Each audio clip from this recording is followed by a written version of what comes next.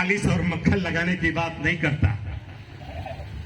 ये सई नदी के किनारे जो सुल्तानंद बुद्ध विहार है, ये आप सारे लोगों के आंगन में, लेकिन इसकी बड़ी पुरानी कहानी है। बर्मा के रहने वाले माननीय महापरिनिर्वाण को प्राप्त सत्यनारायण गोयनका जी के गुरु बर्मा के, वो यहां आए थे। सत्यनारायण गोयनका जी को एक माइग्रेन की जो बीमारी थी, उसको ठीक से समझने का काम प्रतापगढ़ में उन्होंने किया था अपने गुरु के सानिध्य में। विश्व के तमाम सारे डॉक्टरों को, तमाम सारे इंस्टीट्यूट को, तमाम सारे फर्म को दिखाने के बाद भी उनको आराम नहीं मिला। तब किसी ने कहा, अरे तो विद्या भारत की है, बुद्ध की विद्या है, आप फला आदमी के पास चले जाओ, तुम्हारा सारा माइग्रेन खत्म हो जाएगा। तो गुरु जी ने उनको एक ही कहा कि मेरा माइग्रेन खत्म हो जाए, मेरी दिमागी परेशानी खत्म हो जाए। मैंने बड़ा पैसा लगाया, आपको भी जो चाहिए कल कारखाना फैक्ट्री में देने को तैयार हूं। ओम गुरु जी ने कहा, नहीं, मुझे रुपये और पैसे की जरूरत नहीं है। ये बुद्ध की शिक्षा है, हम भारत को वापस में लौटाना चाहता हूं। मैं विद्या वो सिखाऊंगा तुमको जरूर, लेकिन मैं तुमसे एक ही बात कहूंगा कि भारत के कोने कोने में जाकर भगवान की जो शिक्षा, जो ध्यान की है, विपස්සना की है, अपने को जानने की है, प्रकृति को जानने की है, धम्म को जानने की है, लोगों को पहचानने की है, जीवन जीने की कला है, इसको लोगों में प्रसारण करना, ये वो धरती है, महापुरुषों की धरती। वैसे आप लोग बात बनाने में बड़े आगे हैं। अगर इसमें आपको नंबर दे दिया जाए तो 101%, बहाना करने में बहुत आगे। इसलिए भदंत राहुल संस्कृतायन ने इस बात को कहा था, आपके बगल के जिला के रहने वाले थे, जिनका नाम केदारनाथ पांडे था। बाबा साहब की एक मुलाकात ने उनकी जिंदगी बदल दी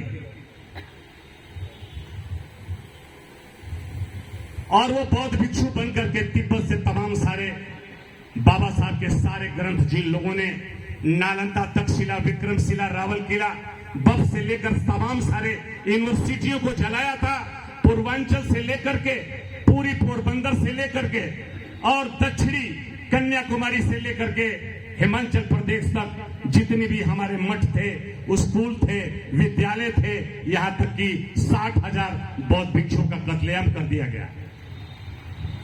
सारे साहित्य जला दिए गए। अभी हमारे संचालक बोल रहे थे कि तुम सब मूर्तियां ले लो, वो लिया तो बैठा है, सारा पखंड ले लो, सारे त्यों सब कुछ तो लिया है, उसको क्या उसके गीत गाते। आप जो लिए हैं उसका सब छोड़ दो। आपके आसपास जो पनप रही हैं उसको छोड़ दीजिए। इसलिए मैं आप लोगों से मैं कहना चाहता हूं कि देखो, ये हम लोग भाषण देने नहीं आए। जिस तरह से सुल्तानंद बुद्ध विहार में ये जो पीपल का पेड़ जो है पूरे प्रतापगढ़ सिटी के लोगों को ऑक्सीजन प्रदान कर रहा है। प्रतापगढ़ में जो आंवला है, आंवला के तेल के रूप में, मुरब्बा के रूप में, पेड़ा के रूप में, बर्फी के रूप में, त्रिफला के रूप में पूरी दुनिया में अपनी पहचान बना रहा है। मैं the Buddhist Society of India, Baba Saheb Ambedkar और तथागत बुद्ध के अनुयायियों से आपसे कहना मैं चाहूंगा कि आप तहैया कर लीजिए, आज तहैया कर लीजिए। बाबा साहब अम्बेडकर का जो the Buddhist Society of India है, डॉक्टर चंद्रबोधि पाटिल जो ट्रस्टी चेयरमैन है, उनके नेतृत्व में आंवला की तरह से, त्रिफला की तरह से, पीपल के ऑक्सीजन की तरह से पूरे भारत के तमाम सारे प्रदेशों में इसका बड़े पुरजोर तरीके से प्रचार और प्रसारण हो रहा है। मैं आप सबसे इस बात को बताना चाहता हूं कि रास्ता ढूंढो, बहाना मत ढूंढो। यानी रास्ता तो बना बनाया है बाबा साहब का, केवल चलने की जरूरत है। हम बहानेबाज बहुत हैं। कोई बात आती है तो अपनी बात पहले रखते हैं, सिद्धांत को बाद में। समाज में सोशल और सामाजिक कार्य करने वाले लोगों के सामने बहुत सारी कठिनाइयों का सामना करना पड़ता है। घर बार छोड़ना पड़ता है, घर के लोग नाराज होते हैं, पहने हुए कपड़े में चड्डियां फटी रहती हैं, कभी खाना मिला कभी नहीं मिला, कभी धूप कभी बरसात, कभी ठंड से सामना करना पड़ता है। तो आज मैं आपसे बताना चाहता हूं कि हमारे बीच में इंजीनियर एस.टी. भास्कर जी जो ट्रस्टी भी हैं और उत्तर भारत के प्रभार भी है, इनके नेतृत्व में तमाम जगह श्रामणेर प्रशिक्षण लगा करके, प्रवज्ञा दे करके सही रूप में आज सई नदी के किनारे पर सुगतानंद बुद्ध विहार में सही बात हो रही है। आज पंचायत है ये, इसलिए जितने लोग भी आए हैं भाईचारा आज बनेगा। अभी अभी बोल रहे थे कि भाई भोजन बन रहा है, भोजन करके ही जाना। भोजन क्या करना? अरे बोलो भाई, आप दबा रहा है। करके जाना। भाईचारा बनेगा कैसे? कुछ लोगों ने एक नारा दिया, हिंदू मुस्लिम सिख ईसाई आपस में है भाई भाई, अब बाकी सब क्या है? कसाई हैं। एक गोल बनाया, उसमें भी बेईमानी है, उसमें भी भाई भाई नहीं है क्या? भाईचारा कब बनेगा? जब आपका चारा मैं खाऊं और मेरा चारा आप खाएं, तब क्या होगा? लेकिन यहां तो एक मैथमेटिक्स की तरह से है, भाईचारा नहीं बल्कि भाई ऋण चारा हो गया। तो क्या हो गया? उसका फल क्या होगा? भाई ऋण चारा बराबर बेचारा, चारा मिला ही नहीं। आज जो चीज बेचारा हो जाती है, वो बैल की पूंछ देखते ना, पेंडुला अवस्थित रहती है, वो घूमती रहती है। तो भाईचारा कब बनेगा?